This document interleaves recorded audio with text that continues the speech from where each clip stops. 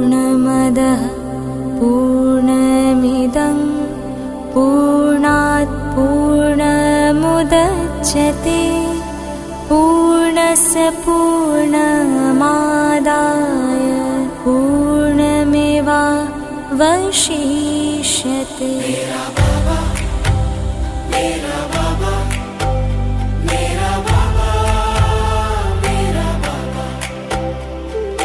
शांति का सागर है मेरा बाबा, शक्ति का सागर है मेरा बाबा, प्रेम का सागर है मेरा बाबा, ज्ञान का सागर है मेरा बाबा, करुणा का सागर है मेरा बाबा, धैर्य का सागर है मेरा बाबा, सत्य का सागर है मेरा बाबा, पवित्रता का सागर है मेरा बाबा, रूप का सागर है मेरा बाबा, मधुरता का सागर है मेरा बाबा, मेरा बाबा, मेरा बाबा, मेरा बाबा, मेरा बाबा, मेरा बाबा, मेरा बाबा, मेरा बाबा, मेरा बाबा, मेरा बाबा, मेरा बाबा, मेरा बाबा, मेरा बाबा, मेरा बाबा, मेरा बाबा, मेरा बाबा, मेरा बाबा।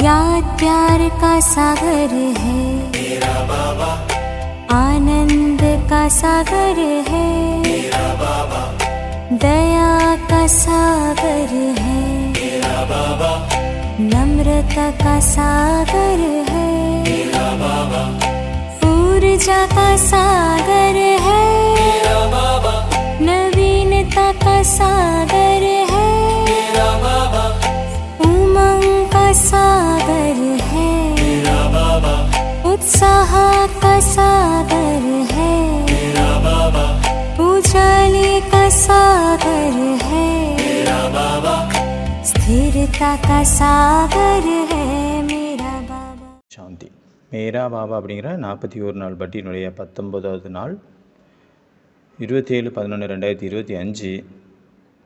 இன்றைக்கி நம்ம வந்து 24/9/1992 முரளியை ரிவைஸ் பண்ணலாம், அதை வச்சு பட்டி பண்ணலாம்.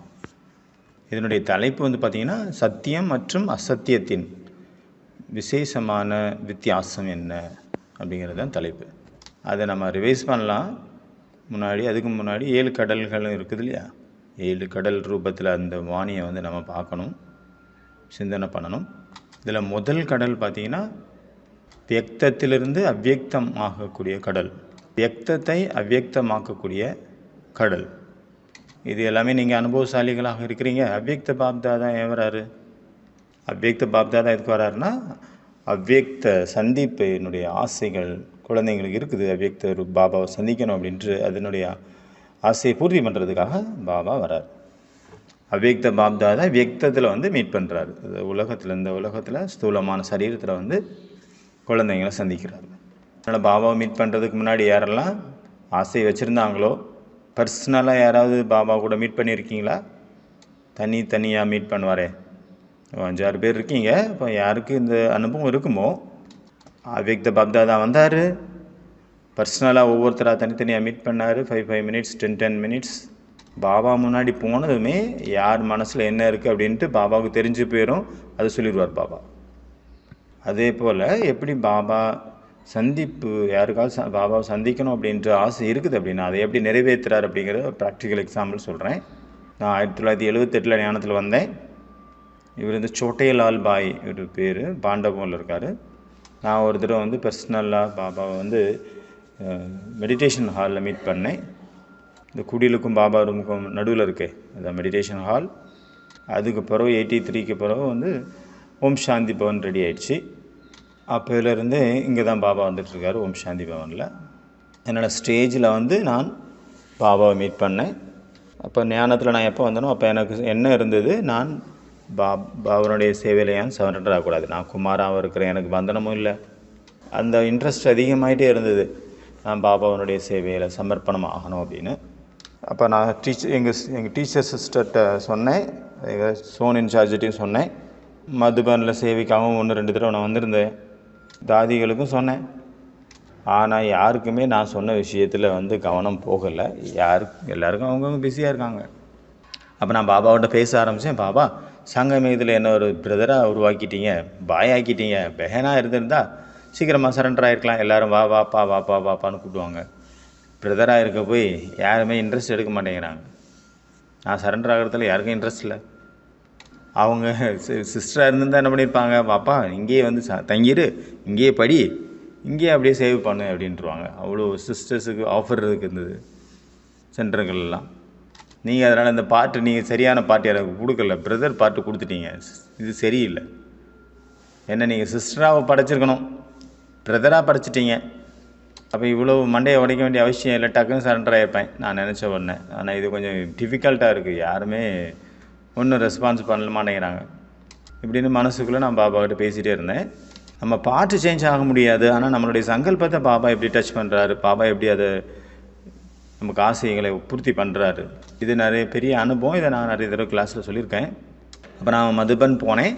மதுபன் போகும்போதே நான் நினச்சிட்டே போனேன், இந்த தடவை நம்ம பாபா அவ்வியக்த தத்துவத்தை மீட் பண்ணணும், பாபாவிட்ட சொல்லணும் என்னுடைய மனசனுடைய ஆசையை, நான் அங்கேயே வந்து சரண்டர் ஆகணும் அப்படின்னு. அங்கேயே பாபாவிட்ட சொல்லிவிட்டு அங்கேயே இருந்துடணும், திரும்பி நான் வர மாட்டேன் அப்படின்ட்டு உறுதியோடு போனேன் மதுபனுக்கு பாபாவை மீட் பண்ணேன். ஸ்டேஜ்லேயே ஓம் சாந்தி பவன் ஸ்டேஜில் நான் பாபாவை மீட் பண்ணேன்.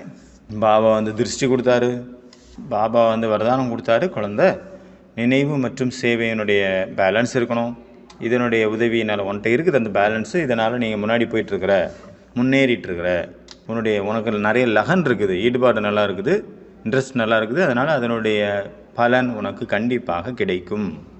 பாபா அவ்வளோதான், இவ்வளோ தான் சொன்னார். அப்போ உள்ளுக்குள்ளே எனக்கு ஒரு நம்பிக்கை வந்துருச்சு, பகவானே எனக்கு வரதானம் கொடுத்துட்டார் அப்படின்னா அது நடந்தே தீரும். ஆனால் எனக்கு முன்னாடி அவ்வளோ ஒரு இது இருந்தது, சேலஞ்ச் இருந்தது. எப்போ இது வரைக்கும் சிஸ்டர் வந்து எனக்கு வந்து ஓகே சொல்லலையோ அது வரைக்கும் நாங்கள் எப்படி சரண்டர் ஆக முடியும், அவங்க ஓகே பண்ணணும் இல்லையா. அப்புறம் நான் திரும்பி போயிட்டேன் மதுபானிலிருந்து அந்த ஊருக்கு. பேஞ்சிக்கு சொன்னேன், தாதிஜி அப்புறம் டெல்லிக்கு வந்தாங்க. கொஞ்ச நாள் கழித்து நான் தாதியை மீட் பண்ணேன். தாதி சொன்னாங்க, ஓகே அவங்க உன்னுடைய தீதிக்கிட்ட நான் சொல்லணும், கேட்கணும், உன்னுடைய தீதியை நான் பார்க்கணும் அப்படின்னாங்க. அப்போ தீதி அங்கே இருந்தாங்க, எங்களுடைய சிஸ்டர் சென்டர் இன்சார்ஜ், அவங்களையும் நான் தாதியை மீட் பண்ண வச்சேன். எப்படி ஒரு காரியம் வந்து வெற்றிகரமாக ஆகணும் அப்படின்னா அந்த நேரத்தில் எப்படி வெண்ணெயிலேருந்து முறியெடுக்கிற மாதிரி அந்த சீன் அங்கே உருவாகும்னு சொல்கிறாருல பாபா, அதே போல் அங்கே நடந்தது. இப்போ ஆஷா தீதியும் இருந்தாங்க. அதாவது டெல்லியினுடைய பாண்டவ பவனில் ஆஷா தீதி அங்கே இருந்தாங்க. அவங்கள்ட்ட தாதி சொன்னாங்க, பாரு ஆஷா, இவர் நிறைய தடவை என்னை மீட் பண்ணார், நிறைய தடவை நான் மதுபன் வரேன்னு சொல்லிட்டாரு. நீ என்ன பண்ண, நீங்கள் என்ன பண்ணுங்கள், இவருடைய வீட்டில் என்னுடைய மதர் இருப்பாங்க, அவங்கள்ட்ட கேட்டு அவங்கள்ட்ட வந்து ஒரு லெட்டர் வாங்கிடுங்க, இவர் சரண்டராக விரும்புகிறாரு, நீங்கள் என்ன நினைக்கிறீங்க அப்படின்ட்டு கேட்டுட்டு அப்புறம் எனக்கு சொல்லுங்கள் அப்படின்ட்டாங்க தாதி. அதுக்கு ஓகே அப்படி எல்லாம் ஓகேன்னா மதுபனுக்கு நாங்கள் கூப்பிட்டுப்போம். தாதி எவ்வளோ சொல்லிட்டு போயிட்டாங்க. நான் ரொம்ப சந்தோஷப்பட்டேன், நம்ம வேலை முடிஞ்சிருச்சுப்பா, சக்ஸஸ் அப்படின்னு. தாதி தான் சொல்லிட்டு போயிட்டாங்க. ஆனால் சிஸ்டர் தாதி அங்கேயே இருந்திருந்தால் பிரச்சனை இருக்காது, ஆனால் தாதி போயிட்டாங்க இல்லையா. ஆனால் சிஸ்டர் என்ன, எங்கள் சென்டர் சிஸ்டருக்கு என்ன விருப்பம், பிரதர் நம்ம சென்டரில் இருக்கணும், இங்கே சேவை பண்ணணும், அப்படி ஒர்க் பண்ணிகிட்டே சேவை பண்ணணும் அப்படின்ட்டு அவங்களுக்கு விருப்பம். சென்டருக்கும் ஆள் வேணும்ல, குமாரர்களுடைய தேவை இருக்குது, அவங்களுடைய எண்ணம் அப்படி இருந்தது. ஆனால் என்னுடைய எண்ணம் இருந்தது, நான் சரண்டர் ஆகணும் அப்படின்னா நான் மதுபனில் தான் ஆவேன் அப்படின்ற மாதிரி எண்ணம் இருந்தது. இப்போ 2 விஷயமும் ஒன்றுக்கு ஒன்று ஆப்போசிட்டாக இருந்தது. நான் வந்து வீட்டில் முதல்லையே வந்து அவங்களுக்கிட்ட வந்து ஓகே வாங்கிட்டேன், வீட்டில் உள்ளவங்கெல்லாம் திருப்தி பண்ணி ஓகே சொல்லிட்டாங்க. அப்புறம் மறுபடியும் நான் அந்த மதுபன் போனேன். மதுபன்கிட்ட வந்து லெட்டர் எழுதி கொடுத்தேன் தாதிக்கு, நான் என்ன எப்படியெல்லாம் ஒர்க் பண்ணிகிட்ருக்கேன், என்ன ஒர்க் பண்ணிகிட்ருக்கேன், எப்படி அது அந்த பைசாவை என்ன பண்ணுறேன், வீட்டில் எப்படி, நான் சேவையில் எப்படி அப்படிங்கிறதெல்லாம் எழுதி கொடுத்தேன். அப்போ தாதி அந்த லெட்டரை வாங்கிட்டு, சரி நீ போய் வேலையில் இருக்கிறவங்களுக்கெல்லாம் லீவ் வாங்கிட்டு அவங்க சென்டர்லேயும் ஓகே சொல்லிவிட்டு இங்கே வந்துடு அப்படின்ட்டாங்க.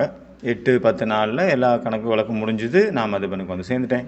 அதனால் எனக்கு இந்த ஒரு போதை இருக்குது. எப்போவுமே சுயம் அவ்யக்த பாப்தாதாவே அவருடைய வாய் மூலமாக சொல்லி என்னை வந்து சமர்ப்பித் பண்ண வச்சார். பிரம்மா குமாரியாக ஆக்கினாருன்னு சொன்னார் நடுவில். அதனால் அதை பற்றி சொல்கிறார். 3 நிமிஷத்தில் யாரோ கேட்குறாங்க, 3 நிமிஷத்தில் உங்களை வந்து பிரம்மா குமாரியாகவும் பாபா ஆக்கினாருன்னு சொன்னீங்களே, அது என்ன ரகசியம், அதை சொல்லுங்கள் அப்படின்ட்டு. அப்போ டைம் இல்லை, நான் 3 நிமிஷத்தில் வேணால் ஷார்ட்டாக சொல்கிறேன். ஏன்னா முரளி ரிவைஸ் பண்ணுறதுக்கு வந்து இப்போ வந்திருக்கிறோம். இப்போ அனுபவ கிளாஸ் கிடையாது. ஷார்ட்டாக சொல்கிறேன். அதனால் இப்போ டைம் இல்லாதனால பின்னாடி சொல்கிறேன். லாஸ்ட்டாக டைம் இருந்தால் சொல்லலாம், இல்லைனா இன்னொரு தடவை பார்க்கலாம் அப்படின்னு முடிச்சிட்டார். அப்போ முதல் கடல் என்ன பார்த்தோம்? அவ்யக்தத்திலிருந்து அவ்யக்தம் ஆக்கக்கூடிய கடல். அவ்யக்த சந்திப்பை நிகழ்த்துவதற்காக, அவ்யக்த சந்திப்பு பாபா கூட பண்ணுறதுக்காக என்னெல்லாம் நம்ம கவனம் கொடுக்கணும்? ஏகாந்த பிரியர் ஆகணும், சரீரத்திலேருந்து விடுபட்டவங்களாக இருக்கணும், சாட்சி சுரூபமாக இருக்கணும். வேறு என்ன? ஒன்று ரொம்ப முக்கியமாக ஞாபகம் இருக்குன்னா, நான் எதற்காக நான் பாபாவனுடைய குழந்தையாக ஆகியிருக்கிறேன். மதுபன் வந்திருக்கேன் அப்படின்னா கூட நான் எதுக்காக வந்திருக்கிறேன்? இந்த லட்சியத்தை நம்ம முன்னாடி வச்சுட்டு எப்போவுமே நம்ம அடுத்த ஸ்டெப்பு போகிறோம். அப்படிங்கிற போது நம்ம அவ்யக்த சந்திப்பு பாபா கூட ஈஸியாக இருக்கும். இதன் கூடவே அவ்யக்த சந்திப்பின் முழுமையான ஆனந்தத்தை எடுப்பதற்காக எல்லைக்குட்பட்ட எல்லா விஷயங்களிலும் விடுபட்ட இந்த சாகார உலகத்தில் நம்ம இருந்தாலும் கூட இங்கே ஒரு இச்சையும் இருக்கக்கூடாது. எந்த ஒரு இச்சையும் இல்லாத நிலை, எந்த ஒரு ஆசை இருக்கக்கூடாது. இந்த உலகத்தின் மீது, லௌகிக உலகத்தில் உள்ள எந்த ஒரு பொருள், மனிதன், இல்லை எந்த ஒரு எல்லைக்குட்பட்ட ஆசைகள் இல்லாத நிலையில் இருக்கணும். அப்போ தான் அவ்யக்த சந்திப்பு கொஞ்சம் அது உதவி செய்யும், ஈஸியாக இருக்கும். ஒரே ஒரு ஆசை தான், பாபா கிடச்சாச்சு, எல்லாமே கிடச்சிச்சு, வேறு ஒன்றுமே வேண்டாம். அந்த ஒரு ஆசை தான் இருந்தது, அதுவும் அடைஞ்சாச்சு, வேறு எதுவும் வேண்டாம். கடலே கிடச்ச பிறகு வேறு என்ன வேணும்? என்னோட பாபா நம்ம மேலே என்ன விருப்பம் வச்சுருக்கிறாரோ அந்த ஆசைகளை நாம் பூர்த்தி செஞ்சு அவர் முன்னாடி காட்டணும். அப்போ தான் நம்ம அவ்யக்த சந்திப்பினுடைய முழுமையான ஆனந்தத்தை நம்ம அடைய முடியும். ரெண்டாவது வந்து அன்பின் கடலாக இருக்கிறார் பாபா, ஸ்நேகத்தின் கடலாக இருக்கிறார். நம்ம எல்லாருக்குமே அனுபவம் இருக்கும். நம்ம எப்போ வந்து பாபா குழந்தையா நம்ம ஆரம்பத்தில் ஞானத்தினுடைய பிரபாவம் வந்து லேட்டாக தான் ஏற்படும். ஆனால் முதல்ல எது பிரபாவப்படுத்துச்சு நம்மளை? டோலி, அப்புறம் சிஸ்டர்ஸோட அணுகுமுறை, சென்டருக்குள்ளே நம்ம போனதுமே அங்குள்ள வைப்ரேஷன், ஆன்மீகத்தன்மை, சகோதரிகளுடைய விவகாரம், அவங்கள டோலி கொடுத்தது, திருஷ்டி கொடுத்தது, ஞானத்தை நம்ம பின்னாடி தான் கேட்டோம். ஆனால் முதல்ல நம்மளை பிரபாவப்படுத்தினது இந்த விஷயங்கள் தான். இப்போ எவ்வளோ ஒரு ஆன்மீக அன்பு, சுயநலம் இல்லாத அன்பு இந்த உலகத்தில் இப்போ பார்க்குறதுக்கு கிடைக்கிறது இல்லை. அந்த அன்பை நம்ம பார்த்தோம், அதனால் ஆகர்ஷிக்கப்பட்டோம். அதன் பிறகு நம்ம பாபா குழந்தை ஆகிட்டோம். ஞானத்தை நம்ம பின்னாடி தான் புரிஞ்சுக்கிட்டோம். மூணாவது கடல் வந்து ஸ்மிருதிகளின் கடலாக இருக்கிறார் பாபா. எப்போ நம்ம பாபா குழந்தையா நம்ம அப்போ பாபா நமக்கு என்ன ஒரு ஸ்மிருதி கொடுத்தாரு, நினைவு கொடுத்தாரு. நான் எப்படிப்பட்ட ஆத்மா? மகான் ஆத்மா, தேவதாத்மா, பூஜ்ய ஆத்மா, மாஸ்டர் சக்திவான் ஆத்மா, பிராமன் ஃபரிஸ்தாவில் இந்த தேவதை, நான் பாபாவனுடைய கண்ணின் மணி, இந்த உலகத்தினுடைய ஒளியாக இருக்கிறேன். என்னெல்லாம் பாபா நமக்கு வரதானங்கள் கொடுத்தாரோ, உயர்ந்த நினைவுகளை நமக்கு ஊட்டினாரோ, அவர் என்னெல்லாம் நினைவுகளை ஊட்டினாரோ அந்த நினைவினுடைய ஒவ்வொன்றையும் நம்ம நினைவில் வச்சோம் அப்படின்னா, அந்த போதையில் இருக்கிறோம் அப்படின்னா, அந்த குணங்களாகட்டும் அந்த விசேஷத்தன்மைகளாகட்டும் நமக்குள்ளே தானாகவே வந்துகிட்டே இருக்கும். அதனால் அந்த ஸ்மிருதி சுரூபமாகி அந்த ஸ்மிருதிகளின் கடலில் நம்ம மூழ்கி போகணும். அந்த மாதிரி ஸ்மிருதி வச்சுருக்கணும் நம்ம. அது நம்ம அந்த ஸ்மிருதி வந்து நமக்குள்ளே வந்த உடனேயே நமக்குள்ளே போதை ஏறிடணும், அப்படியே ஜிவ்வுன்னு. அந்த மாதிரி ஸ்மிருதிகளை, நல்ல நல்ல பாயிண்ட்ஸை நமக்கு நம்ம டைரியில் நோட் பண்ணி வச்சுக்கணும். அதை படித்த உடனே நமக்கு போதை செடக்னு ஏறிடணும் இன்ஸ்டண்ட்டாகவே. அப்போ அடிக்கடி இந்த மாதிரி அந்த ஒரே விதமான போதையில் நம்ம இருக்கும்போது அதனுடைய நினைவுகள் நமக்குள்ளே ஆழமாக புகுது. அதன் மூலமாக அதனுடைய விசேஷத்தன்மைகளுடைய அந்த சக்திகள், அந்த குணங்கள் நமக்குள்ளே வெளிப்பட ஆரம்பிக்குது. அந்த மாதிரி ஸ்மிருதிகள் ஒரு 5-10 நம்ம நோட் பண்ணி வச்சுக்கணும். டெய்லி ஒரு ஸ்மிருதி வானிலை வந்து எது நமக்கு போதை ஏற்றிச்சோ, அதை கேட்ட உடனே நமக்கு போதை ஏறிடுச்சு அப்படிங்கிற மாதிரி ஏதாவது முக்கியமான பாயிண்ட்டை எழுதி வச்சுட்டு அதை வந்து அடிக்கடி நம்ம நினைவில் கொண்டு வரும்பொழுது அல்லது பார்த்து படிக்கும்போது நமக்குள்ளே அந்த விசேஷத்தன்மைகள் தானாகவே நிரம்பும். கொஞ்சம் கொஞ்சமாக. பாபா சொல்கிற கல்பமாக நீங்கள் வெற்றி ரத்தினம், வெற்றி உங்களது பிறப்புரிமை, வெற்றி உங்களது கழுத்து மணி மாலை. நீங்கள் ஒரு தடவை கிடையாது, பல மடங்கு பல தடவை நீங்கள் வெற்றி அடைஞ்சிருக்கீங்க. கவுண்ட்லெஸ், எண்ணிக்கையே கிடையாது.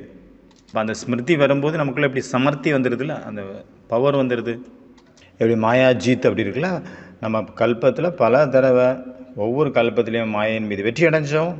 இப்போது நம்ம வெற்றி அடைவோம். வெற்றி ஃபிக்ஸ் ஆகிருக்கு.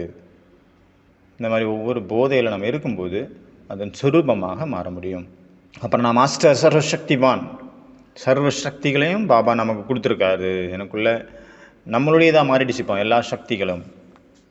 நம்ம அந்த போதையில் இருக்கணும், அதனுடைய சுரூபத்தில் இருக்கணும், அவ்வளோதான்.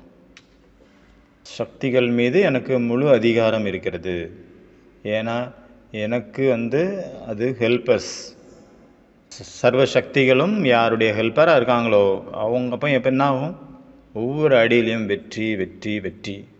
அப்புறம் பவித்ரதாவின் அவதாரங்கிறார் பாபா. வெறும் அவதாரம் இல்லை, பவித்ரதாவினுடைய அவதாரம். சத்திய தர்மத்தை ஸ்தாபனம் பண்ணுறதுக்காக நம்ம அவதாரம் பண்ணியிருக்கிறோம் இந்த உலகத்தில், இந்த உடலில். அப்புறம் வேறு என்ன நினைவுகள் கொடுத்துருக்காரு, இந்த உலகத்தினுடைய மின்னக்கூடிய நட்சத்திரங்கள், நீங்கள் உலகின் ஒளியாக இருக்கிறீங்க. பரமாத்மாவனுடைய இதே சிம்மாசனத்தில் அமர்ந்திருக்கக்கூடிய உயர்ந்த ஆத்மா. இந்த மாதிரி எத்தனை ஸ்மிருதி இருக்குதோ பாபா கொடுத்துருக்காரோ, நிறைய இருக்குது, கணக்கே இல்லை. அது எல்லாத்தினுடைய சுரூபமாக நம்ம மாறும் பொழுது நமக்குள்ளே மாற்றங்கள் நிகழுது. 4வது கடல் சத்தியத்தாவின் கடலாக இருக்கிறார் பாபா.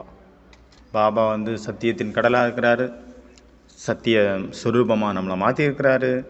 சத்தியமான ஞானம் கொடுத்துருக்கிறாரு. சத்திய உலகத்தை ஸ்தாபனம் பண்ணுறாரு. சத்தியம் சிவம் சுந்தரமாக இருக்கிறாரு. பாபா என்ன சொன்னார் வாணியில், இன்றைக்கி இப்போ நடந்துகிட்ருக்கிறது அசத்தியத்தினுடைய ராஜ்யம் நடந்துகிட்ருக்குது உலகத்தில். அசத்திய ராஜ்யத்தினுடைய பிரசிடெண்ட் யார்? ராவணன்.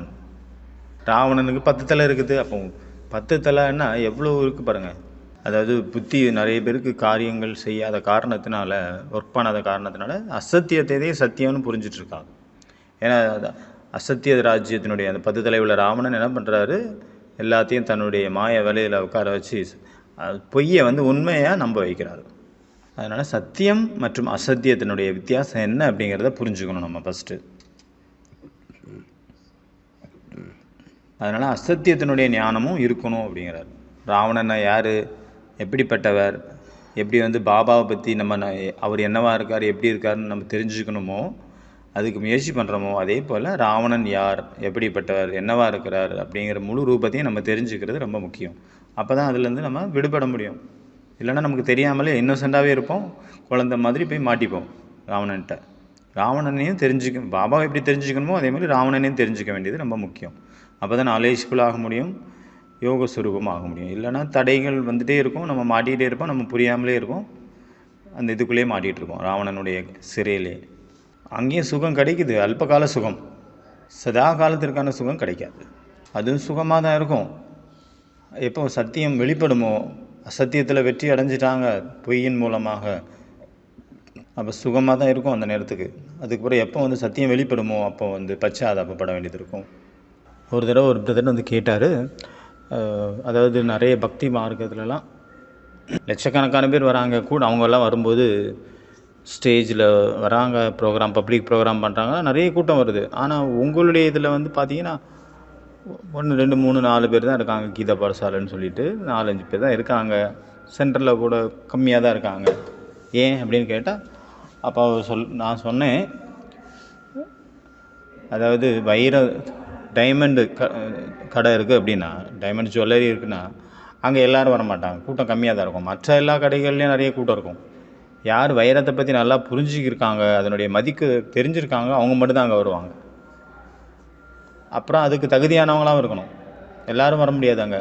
அதே போல் இந்த ஞான ரத்தினங்கள் ஒவ்வொன்றுமே வைரம். அந்த வைரத்தினுடைய மகத்துவம் யாருக்கு இருக்குதோ, யார் தெரிஞ்சிருக்காங்களோ, யார் புரிஞ்சிருக்காங்களோ அவங்க தான் இந்த கடைக்கு வருவாங்க, இந்த ஆன்மீக கடைக்கு. ஏன்னா இது வைர கடைக்கு எல்லோரும் போக முடியாது. நான் இதை சொன்னோன்னே அந்த பிரதர் அமைதி ஆகிட்டார். அசத்தியத்துக்கு நிறைய மந்திரிகள் இருப்பாங்க, அதை ப்ரூவ் பண்ணுறதுக்காக. சத்தியத்தை அசத்தியம் அப்படின்னு ப்ரூவ் பண்ணுறதுக்கு நிறைய மந்திரி மண்டலம் இருக்கும், நிறைய வக்கீல் இருப்பாங்க, அதை வாதாடி பொய்யை உண்மையாக்கிடுவாங்க.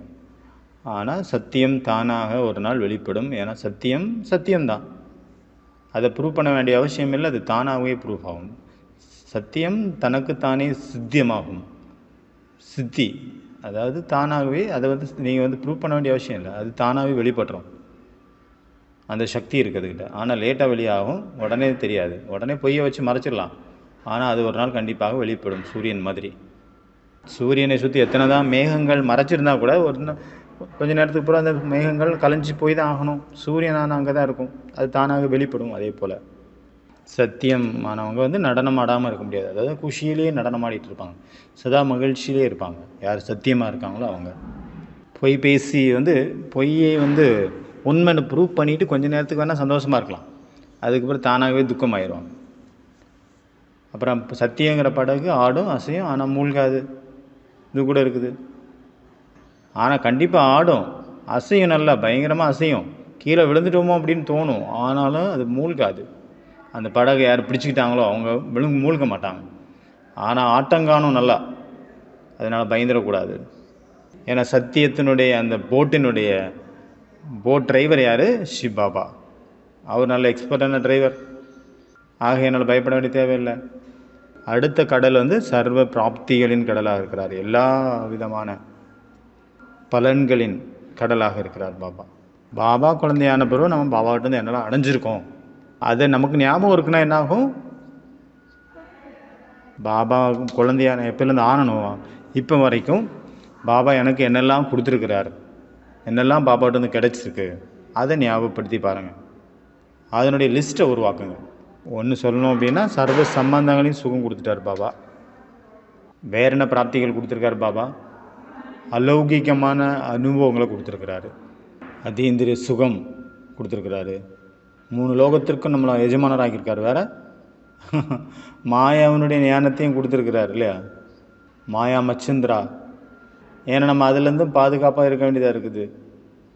அப்புறம் கவலையற்ற மகாராஜா எப்படி ஆகிறதுக்கான விதி சொல்லியிருக்காரு பாபா. வேறு என்ன சொல்லியிருக்காரு? உங்களுடைய சுமைகள் எல்லாத்தையும் பாபாவுக்கு கொடுத்துருங்க, அப்போ நீங்கள் லேசாக இருப்பீங்க. வேற என்ன? பிரம்மாண்டத்திற்கும் மாலிக் ஆகியிருக்காரு, இந்த உலகத்துக்கும் மாலிக்காக நம்மளை ஆக்கியிருக்காரு. அப்போ எவ்வளோ பிராப்திகள் இருக்குது பாருங்கள். எத்தனையோ பந்தனங்கள் நம்மளை விடுபட வச்சுருக்காரு. எல்லா பிரச்சனைகளுக்கும் சமாதானம் கொடுத்துருக்காரு. நிறைய பேர் மரணத்தினுடைய வாசல் வரைக்கும் போயிட்டு வந்திருக்காங்க ரிட்டன். இந்த மாதிரி சீன் எல்லாத்துக்குமே ஒவ்வொரு தடவை வந்திருக்கும் கண்டிப்பாக. அடுத்த கடல் அதீந்திரிய சுகத்தின் கடலாக இருக்கிறார் பாபா. பாபா குழந்தையான பிறகு நிறைய பேருக்கு அதீந்திரிய சுகம் அனுபவங்கள் ஆயிருக்கலாம் நிறைய. சரி, அதீந்திரிய சுகத்தை எப்படி அனுபவம் பண்ணுறது? அதாவது இந்திரியங்களை கடந்த ஒரு சுகம். அது எப்போ அனுபவம் ஆகும்? எப்படி அனுபவம் ஆகும்? தேகத்தில் இருந்தாலும் கூட நான் அசரீரி பிந்து சொரூபம் புள்ளி சொரூபம் அப்படிங்கிற நிலையில் நிலச்சிருக்கும் போது அந்த இந்திரியங்களை கடந்த சுகம் அனுபவமாகும். அப்புறம் ஆத்மாபிமானியாக எப்போ நம்ம சதா இருக்கிறோம், ஒவ்வொரு காரியம் செய்யும் போதும் நடக்கும் போதும், அப்போ கூட அதீந்திரிய சுகம் நமக்கு அனுபவம் ஆகும். அப்புறம் நம்ம மனம் புத்தியை அந்த பரந்தாமத்தில் இருக்கக்கூடிய ஜோதி சுரூபமான சிவபாபா மேலே நம்ம மனசு புத்தியை நம்ம ஒரு நிலைப்படுத்தும் போதும் அந்த அதீந்திரிய சுகம் அப்படிங்கிறது கிடைக்கும். எவ்வளோக்குள்ள நம்ம தேகத்திலேருந்து இந்த உடம்புலேருந்து நம்ம விடுபட்ட நான் ஒரு ஜோதி அப்படிங்கிற நிலையில் நம்மளே கொண்டு வரதுக்கு முயற்சி பண்ணுவோமோ அவ்வளோக்கவ்வளோ இந்த உடம்புலேருந்து நம்ம விடுபட்டாலே அது அதீந்திரிய சுகம்தான். அதுக்கு பயிற்சி, அந்த பயிற்சி செய்யும்போது கூட நம்ம அதீந்திரிய சுகத்தை அனுபவம் பண்ணுவோம். அடுத்தது பந்தனத்திலேருந்து விடுபட்டவராக ஆக்குவதற்கான கடலாக இருக்கிறார் பாபா. ஒவ்வொருத்தர் முன்னாடி எவ்வளோ பந்தனங்கள் இருக்குது. மாதாஸ் முன்னாடி சொல்லவே வேண்டாம், பந்தனமே கடலாக போல் இருக்குது முன்னாடி அவங்களுக்கு ரெடியாக, அவங்கள மூழ்கடிக்கிறதுக்காக. அவங்க ஒரு ஃபேமிலியை ரன் பண்ணுறாங்க அப்படின்னா அவங்களுக்கு எவ்வளோ பந்தனங்கள் இருக்குது சுற்றி. எல்லாத்தோட பெரிய பந்தனம் கணவருடைய பந்தனம் இருக்குது, அப்புறம் குழந்தைங்களுடைய பந்தனம் இருக்குது, அப்புறம் நம்ம உடல் மேலேயே நமக்கு பந்தனம் இருக்குது, அப்புறம் மனசனுடைய பந்தனம் இருக்குது. இந்த மாதிரி ஆத்மாக்களை இருந்த நம்மளை இல்லை இப்படி இருந்தவங்களை நம்ம பாபா பந்தனத்திலேருந்து பந்தன் முக்தம் ஆக்கிட்டார். சரி, பந்தனத்திலேருந்து விடுபடுறதுக்கான வழி என்ன? அதில் பாபா சொல்கிறாரு, நான் எஜமானன் அப்படிங்கிற நிலையில் நிலைச்சிருந்து ஒவ்வொரு காரியத்தை செய்யும் பொழுது செய்யணும். இதுதான் பந்தன முக்த் ஆகிறதுக்கான விதி. நான் மாலிக், நான் சொமானில் நிலைச்சிருக்கிறேன், இல்லைனா சுயராஜ்ய அதிகாரியாக இருக்கிறேன் அப்படிங்கிற போது அப்படி நிலையில் நிலைச்சிருந்து நம்ம காரியம் செய்யும்போது ஈஸியாக நம்ம எல்லா பந்தனத்துலேருந்து விடுபட்டுருவோம். எவ்வளோக்களவு நம்ம சோமானுடைய போதையில் இருக்கமோ அவ்வளோக்களவு பந்தனத்துலேருந்து நம்ம விடுபட்டுருவோம். பந்தனம் எப்படி வருது? அவங்க கூட நமக்கு கர்ம கணக்கு இருக்குது.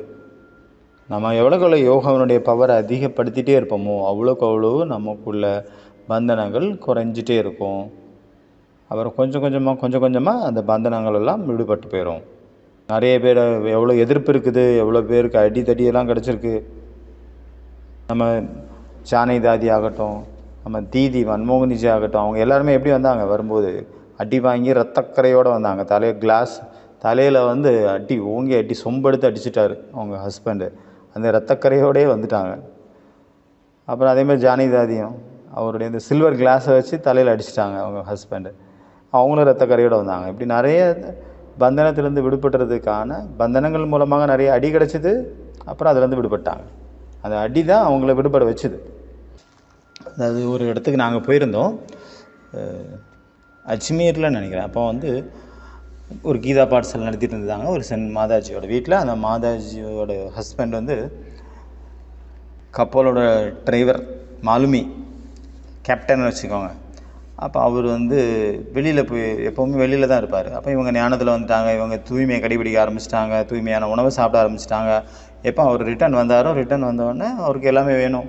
நான்வெஜ் வேணும், அப்புறம் ட்ரிங்க்ஸ் வேணும் அப்படின்ட்டு நிறைய ப்ராப்ளம் ஏற்படுத்தும் போது சிஸ்டருக்கு ஃபோன் பண்ணி கேட்டிருக்காங்க, மாதாஜி என்ன பண்ணுறது அப்படின்ட்டு.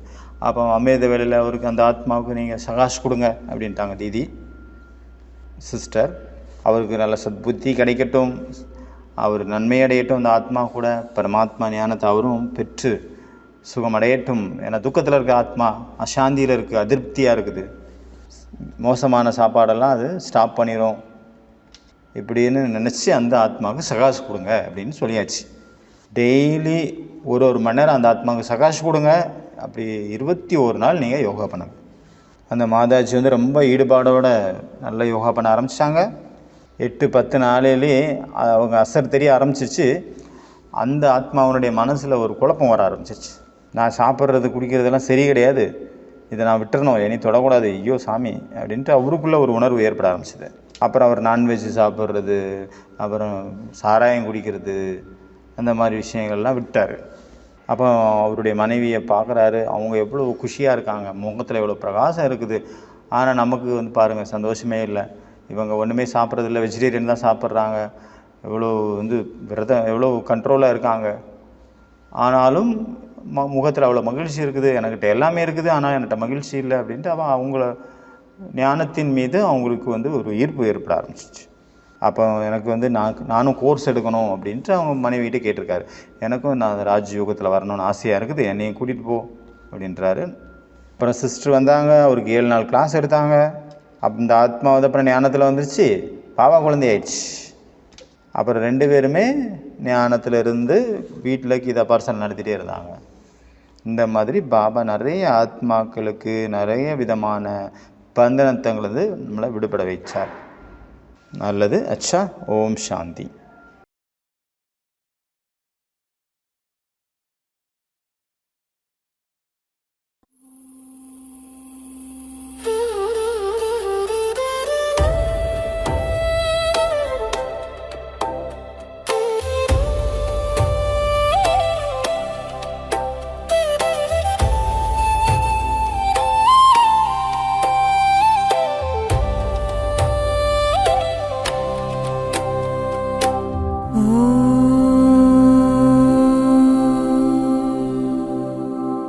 पूर्णमदः पूर्णमिदं पूर्णात् पूर्णमुदच्यते पूर्णस्य पूर्णमादाय पूर्णमेवावशिष्यते.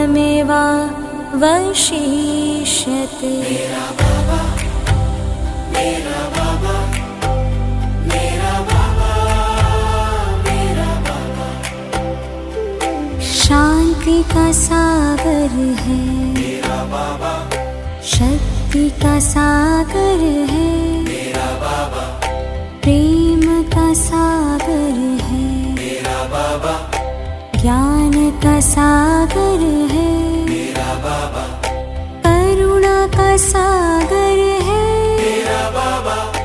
धैर्य का सागर है मेरा बाबा, सत्य का सागर है मेरा बाबा, पवित्रता का सागर है मेरा बाबा, रूप का सागर है मेरा बाबा, मधुरता का सागर है मेरा बाबा, मेरा बाबा, मेरा बाबा, मेरा बाबा, मेरा बाबा, मेरा बाबा, मेरा बाबा, मेरा बाबा, मेरा बाबा, मेरा बाबा, मेरा बाबा, मेरा बाबा, मेरा बाबा, मेरा बाबा, मेरा बाबा, मेरा बाबा, मेरा बाबा।